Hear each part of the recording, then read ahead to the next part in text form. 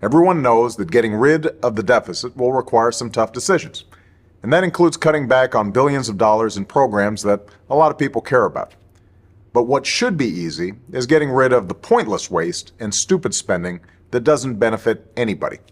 Waste we should be getting rid of even if we didn't have a deficit.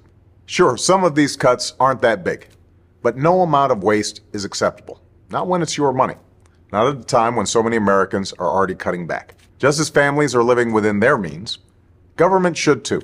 Did you know the federal government pays for a website devoted to a folk music ensemble made up of forest rangers? They're called the Fiddlin' Foresters.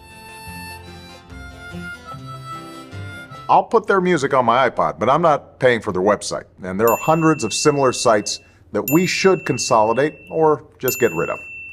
By the way, you're not only paying for websites no one needs, you're paying for thousands of buildings all across the country no one uses.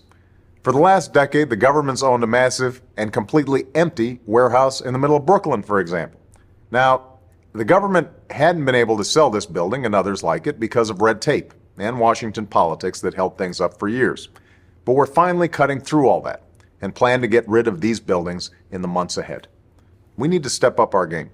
We need to go after every dime. We need to make government work for you.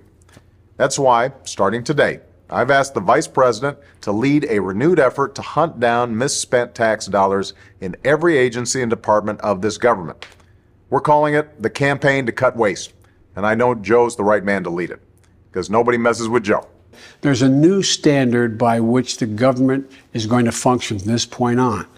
The American people are entitled to transparency. Look, a lot of this depends on new, sophisticated methods, but it also, we know, depends on relentless focus on making this a priority. Focus that can't be delegated. We're holding ourselves accountable, and we're deeply committed and focused on making government function better. We're not just eliminating fraud and waste. We hope to be instilling an entire new culture that not only our administration, but every succeeding administration will in fact pursue. We're going to give you the government you expect and deserve.